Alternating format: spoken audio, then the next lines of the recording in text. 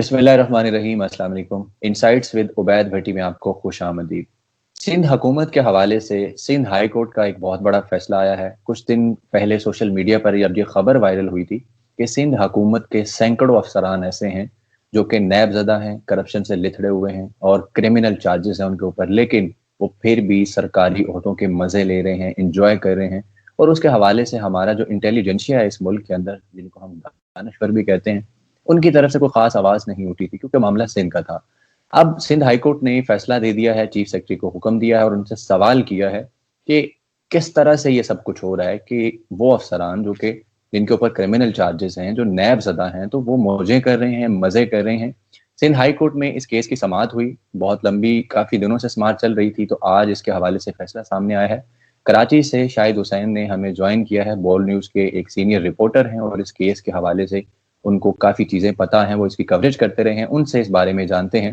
अस्सलाम वालेकुम शाहिद भाई। वालेकुम अस्सलाम उबैद साहब। अच्छा शाहिद भाई, इसके हवाले से ज़रा मुख्तसर सा हमारे नाजरीन को ये बताएं कि ये केस एक्चुअली क्या था और किस तरह से ये केस जो है वो सिंध हाई कोर्ट में पहुंचा।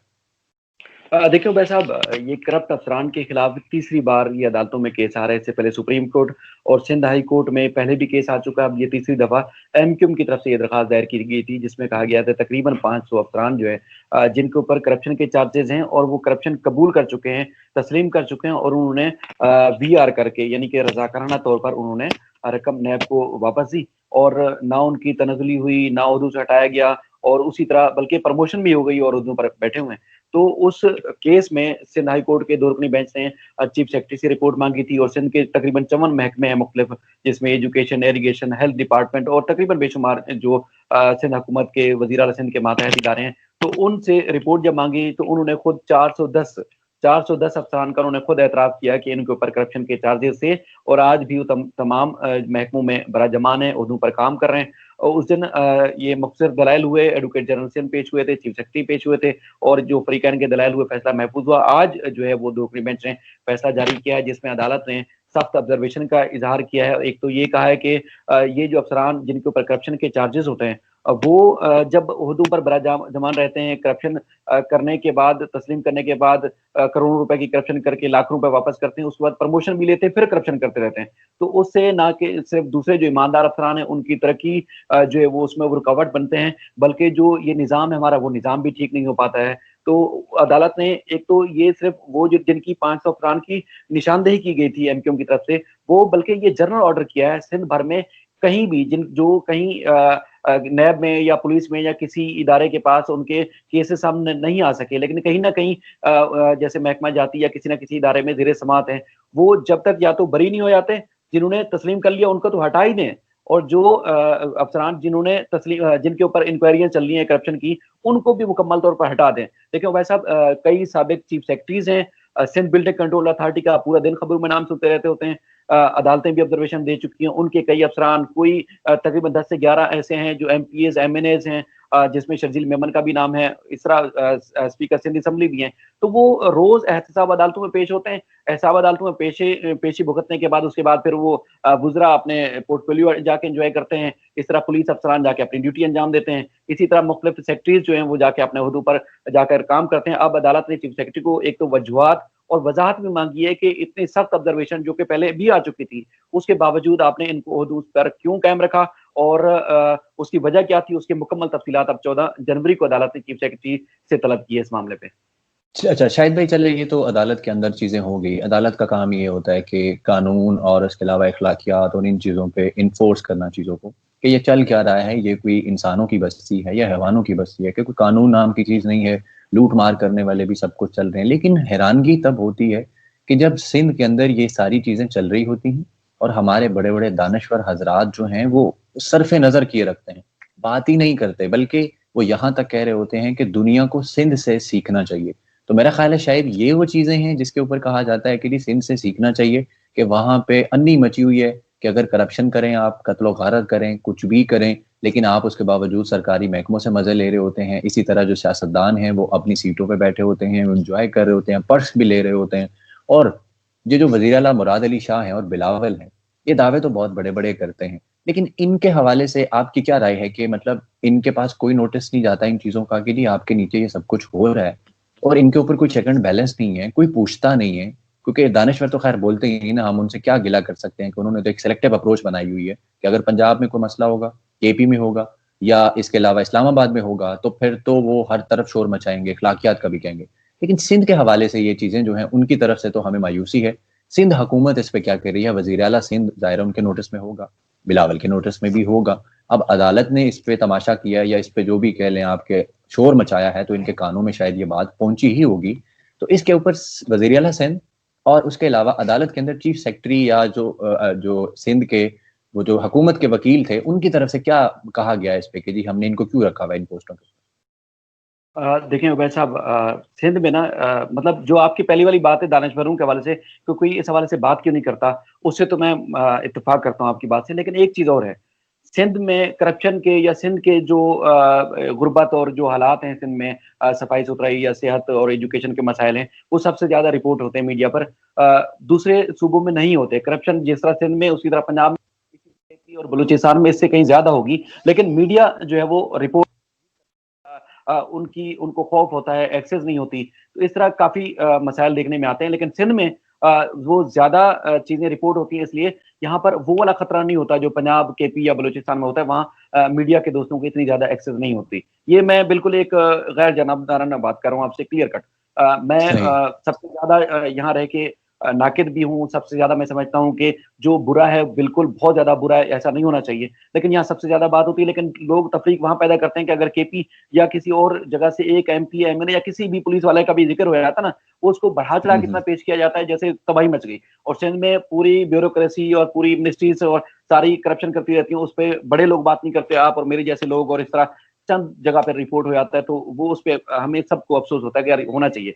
बाकी जहां तक सीएम या बिलावल या इसके अलावा जो आला अफसरान है या हमारी अदालतें हैं, उनको सब ये मालूम होता है। देखिए अदालत के सामने जो केस आता है, वो उस केस को देखकर उसको उसके ऊपर फैसला कर देते हैं। अब अमल दरामद करना उन्हीं महकमों का, उन्हीं इदारों का काम होता है। अगर उन्हीं इदारों में ये सारे मामला हल हो रहे होते तो फिर अदालतों में ना आते। अदालतों में मामला तब आते हैं ना जब वहां हल नहीं हो रहे होते। अगर ये क्या आप समझते हैं कि सीएम को शिकायत नहीं आती होगी कि कोई ओहदेदार, कोई मिनिस्टर, कोई सेक्रेटरी किसी भी इदारे का कोई मुशीर करप्शन कर रहा है? उनको पता सब होता है। लेकिन अदालतों के अहकाम, मतलब केस को लंगरआन करने के लिए, केस को तब एक तूल देने के लिए, मामले को लटकाने के लिए कि चलो ये जज गुजर जाएंगे, दूसरे आ जाएंगे, फिर उनको लटकाने के लिए इस तरह वक्त ज़ाया किया जाता है। लेकिन असल में जो कार्रवाई होनी चाहिए वो करते नहीं। जैसे महकमा जाती की आप कार्रवाई कह रहे हैं, ये तो बुनियादी चीज होती है कि अदालत में मामला जाता ही क्यों है। जब बुनियादी तौर पर एक एसएचओ अपने सिपाही के खिलाफ कार्रवाई नहीं करेगा, एक सेक्रेटरी अपने मातहत क्लर्क के खिलाफ कार्रवाई नहीं करेगा, तो जाहिर है वो अदालतों में जाएगा। ये करना चाहिए हमारे तमाम सियासतदानों के अलावा हमारे जो सहाफी हैं। डिबेट होनी चाहिए, बात करनी चाहिए। देखिए कामरान खान का शो आप और मैं क्यों देखते हैं? वहाँ खुल के बात बिल्कुल। होती है। हामिद मीर का, ये दीगर जो हमारे सहाफ़ी जो पुराने जर्नलिस्ट हैं जिनको हम सुनते आए हैं और बड़े हुए हैं, हमारा एक विज़न होता था कि हम इनकी तरह सहाफ़ी बने, तो वो बात नहीं करते या उनको हम तनकीद, और आप और मैं बैठ के क्यों तनकीद कर रहे होते हैं? इसलिए कि उनकी जानिबदारी या एक चापलूसी टाइप की या एक ट्विस्ट टाइप का नज़र आ रहा होता है अलग से कि यार ये सही नहीं कर रहे हैं। वरना आपका, अच्छा, जैसे मैंने आपसे कहा। आपने जो सूरत हाल बताई है कि जी ज़ाहिर है उनके पास रिपोर्ट्स भी जाती हैं, शिकायत भी पहुंचती होगी, क्योंकि मीडिया भी है वो भी शोर बचाता है और इदारा जाती मामला जो हैं वो भी होते होंगे। तो फिर इसका मतलब तो ये हुआ कि सिंध हुकूमत जो है वो सारी की सारी ऐसी है कि उन्हें तो फ़र्क नहीं पड़ता कि नीचे बैठे अफसरान करप्शन करें, कुछ भी करें। और सिंध हुकूमत के बारे में जो कहा जाता है, और पीपल्स पार्टी की हुकूमत ख़ास तौर पर अब तीसरा टर्म इनको जा रहा है, और इनके बारे में वो जो ज़ुबान ज़देआम चीज़ें हैं कि मिलजुल कर ऊपर से नीचे तक सब खा पी रहे हैं, इदारे इनको जो मर्जी हुक्म देते हैं। जैसे सुप्रीम कोर्ट ने इनको कितनी दफ़ा हुक्म दिया कि कराची में तो तजावजात हैं, चाइना कटिंग है, जो बड़ी बड़ी बिल्डिंग्स हैं, उसके ऊपर चीफ जस्टिस नोटिस ले लेकर थक गए, हुक्मनामे दे देकर, फिर उसके बाद तौहीन अदालत के मामला। लेकिन ऐसा लग रहा है कि टस से मस ही कोई नहीं हो रहा, किसी को फर्क ही नहीं पड़ता। और जैसे कि सिंध हुकूमत शायद पाकिस्तान में सबसे ताकतवर चीज़ है कि यहाँ तक कि देखें इस्टेब्लिशमेंट के हवाले से भी अगर कोई ऑब्जर्वेशन आती है सुप्रीम कोर्ट से खास तौर पर, तो हुकूमत को और इदारों को एक दफ़ा लाले पड़ते हुए महसूस होते हैं कि यार हाँ वाकई हिलजुल हुई है, ये हर कुछ करने ताकतवर के लिए। ताकतवर नहीं है, ताकतवर नहीं है उबैद भाई, ताकतवर नहीं है। इनको केसेस को, मामलात को लटकाना आता है, उन पर सियासत करना आती है। ये ताकतवर वाला सही। मामला नहीं होता। ये केसेस को, जैसे एक चीज हमने कल परसों देखी कि अगर बेनजीर साहिबा की बरसी थी, अब एक 5 साल इन्होंने अपनी हुकूमत में गुजारे, उसके बाद नून लीग की हुकूमत आई, अब भी भाई वो जो कोर्ट थी, उन्होंने कमरुज़्ज़मान कहरा और जरदारी साहब की फैमिली को नोटिस जारी किए, उसके बावजूद अदालत में पेश नहीं हुए। और आज भी कहते हैं हमें बेनजीर के केस में इंसाफ नहीं मिला। लेकिन जहाँ जरदारी साहब का मामला हो तो वहाँ रोज नई नई दरखास्तें, आप जब बैठ के खबरें देखते होंगे आप बोलते हैं यार कितना टाइम है इनके पास, ये छोटे छोटे इश्यूज के लिए दरखास्तें लेके देते हैं कि फला मामला हो गया, ये हो गया, वो हो गया, हमें यूं दिया जाए, इस तरह दिया जाए। तो केसेस लटकाने के बहुत ज्यादा माहिर हैं। और एक और भी चीज, आपका वक्त भी ज्यादा लग रहा है, उसमें देखें कहते हैं कि 11 साल जरदारी साहब जेल में रहे। 11 साल जेल में कहाँ रहे? जियाउद्दीन अस्पताल में एडमिट रहे। अभी खुर्शीद शाह साहब 1.5 साल से 2 साल में कह रहे हैं कि जब बाहर आएंगे तो बोलेंगे देखें मेरे साथ जुल्म ज्यादती हो रही है। वो अस्पताल में, सक्खर में, किसी जेल में नहीं है। वहां उनकी रोज बैठ के बैठक लगती है, वहां उनके उसी तरह अजारादारी होती है, उसी तरह वो फैसले कानूनी गैर कानूनी तौर पर कर रहे होते हैं और कहते हैं क्या है कि हमसे ज्यादा कोई मजलूम दुनिया में नहीं।